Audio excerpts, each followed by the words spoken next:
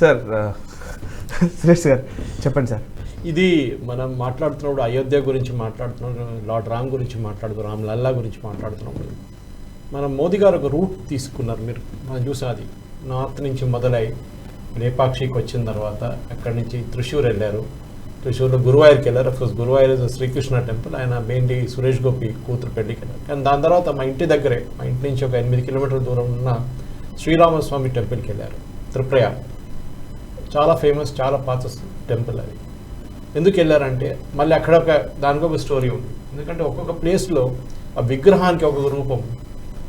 ఇప్పుడు మనం చూస్తున్న రామ్లల్లా చాలామంది వాళ్ళు, నేను మా రిలేటివ్స్ మా వాట్సాప్ గ్రూప్లో డిస్కషన్ అనేది నడుస్తుంది.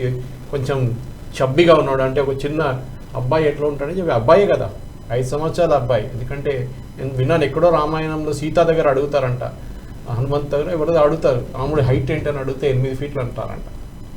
అంటే ఆ చిన్నప్పుడు ఉన్న హైట్ కూడా అంతే, మంచి హైట్ ఉండే ఆయనకి.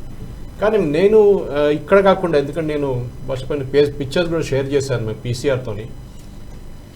నేను ఇండియా నుంచి బయటకు వెళ్ళి పనిచేసినప్పుడు ఎస్పెషల్లీ థాయిలాండ్లో రామాయణం ఇన్ఫ్లుయెన్స్ చాలా ఉంది. అది మన కంబోడియాలో చూస్తాం, లాఓస్లో చూస్తాం, కెరీబియన్లో చూస్తాం చాలా మటుకు. కానీ Indian traders 19th century 18th century కూడా ఇండియా నుంచి బయటకు వెళ్ళినప్పుడు కూడా they took Ramayana with them.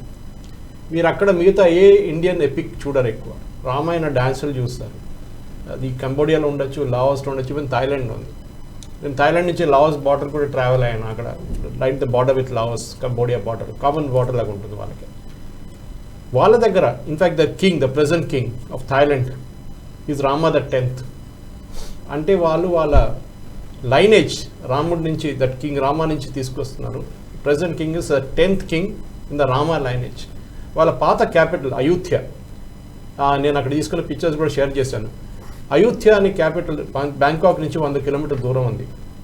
అది బర్మీస్ ఆర్మీ ఒక 17th centuryలో వచ్చి మొత్తం డిస్ట్రాయ్ చేశారు. కానీ ఆ రూయిన్స్ ఇప్పుడు కూడా అట్లనే ఉంది. సాయి గారు ఆలోచించండి, ఏదో ఒక దేశంలో, థాయిలాండ్ లాంటి దేశంలో వాళ్ళ పాత రాజధాని పేరు అయోధ్య. మన దగ్గర అయోధ్య అని చెప్పడానికి మనం సెక్యులరా కమ్యూనల్ అని డౌట్ వచ్చేస్తుంది అందరికీ. ఇక్కడ వాళ్ళకి ప్రాబ్లం లేదు, వాళ్ళ రాజా పేరు పెద్ద పేరు ఉంటుంది ఆయన థాయ్ లాంగ్వేజ్లో. కానీ ఈ లాస్ట్కి వచ్చేదాకా Rama the 10th, next king will be Rama the 11th. వాళ్ళకి ప్రాబ్లం లేదు.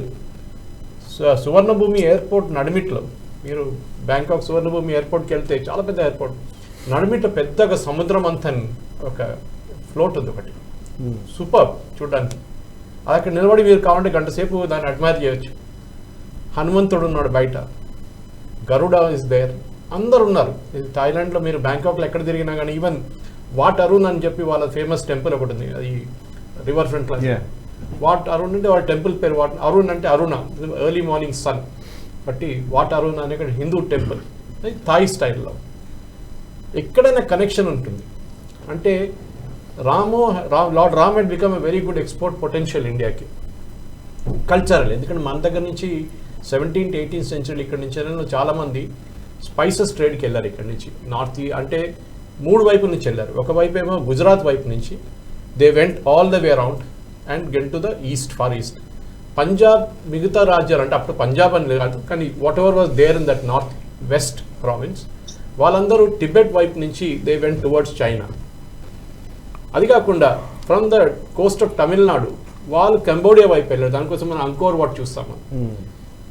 లుక్ అట్ ద ఇన్ఫ్లుయెన్స్, మన ఇండియన్ ఇన్ఫ్లుయెన్స్ ఎక్కడ దాకా వెళ్తుంది. రామాయణ అనేది దానికోసం చెప్తున్నాం. ఈ అయోధ్య అని చెప్పి మన డొమెస్టిక్ టూరిజం అని అందరు మాట్లాడుకుంటున్నారు. 50,000 కోట్లు ఉంటుంది, 25,000 కోట్లు జీడిపి, ట్యాక్స్ వస్తుందని చెప్తున్నారు.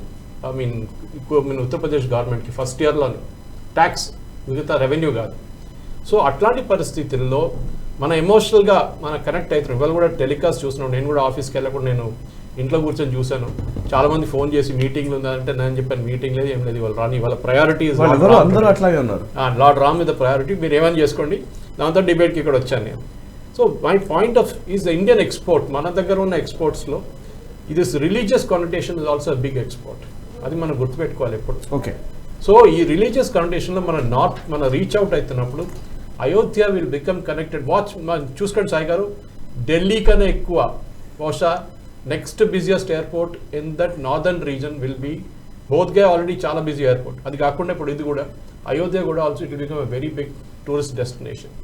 ఎందుకంటే మన కల్చర్, రామరాజ్యం గురించి అందరు మాట్లాడుతున్నారు, మన కాన్స్టిట్యూషన్లో పెట్టిన పిక్చర్ అందరు మాట్లాడుతున్నారు, కానీ ఈ మహాత్మా గాంధీ గారు అయితే మన ఆ పాటే మార్చేశారు మొత్తం కంప్లీట్ స్టాండ్స్. మన ఆనంద్ రంగనాథన్ గారు పాడారు కూడా దాని ఒరిజినల్ సాంగ్ ఎట్లా ఉండే అనేది. దాంట్లో ఈశ్వరాల్లో తేరానామని ఎక్కడ లేదు ఆ పాటలో. That is a different context. కానీ ఒక ఐకానిక్ ఫిగర్గా లార్డ్ రామ్ ఉన్నప్పుడు, ఎందుకంటే ఈ త్రిపురయార్ టెంపుల్ పక్కనే, అక్కడి నుంచి ఇంకొక 7 కిలోమీటర్ల దూరంలో, మా ఇంటి దగ్గర నుంచి ఇంకా 6 కిలోమీటర్ల దూరంలో is the biggest temple of Bharata in India. Lord భరతకి ఇండియాలో టెంపుల్స్ లేదు ఎక్కువ.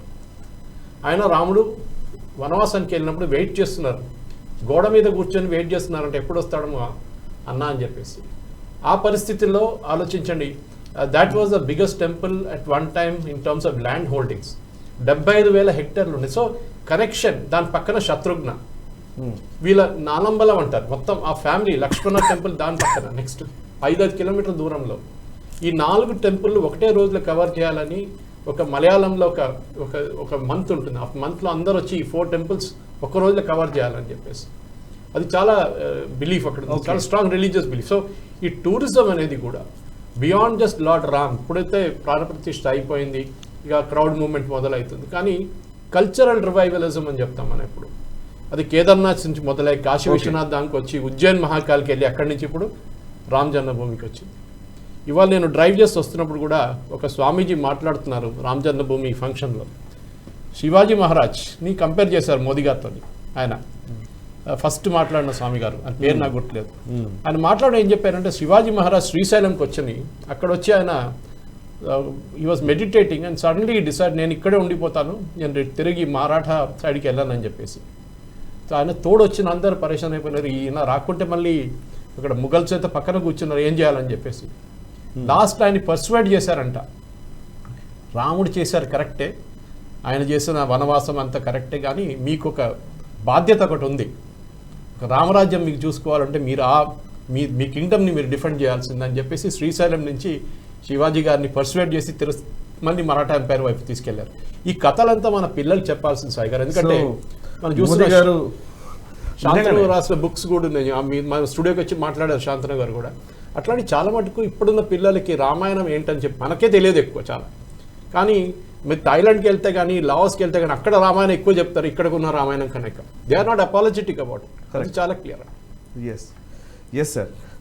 సార్ ఒకసారి ఈ వీడియో మీకు నచ్చినట్టయితే లైక్ చేయండి, 10 మందికి షేర్ చేయండి. అలాగే కామెంట్ల రూపంలో మీ అభిప్రాయాలను మాతో పంచుకోండి. Nationalist hub group of channels ను సబ్స్క్రైబ్ చేసుకుని తెలుగునాట జాతీయవాద జర్నలిజాన్ని ప్రోత్సహించండి. ఈ వీడియో కింద ఉన్న బెల్ ఐకాన్ పై క్లిక్ చేయడం మర్చిపోవద్దు.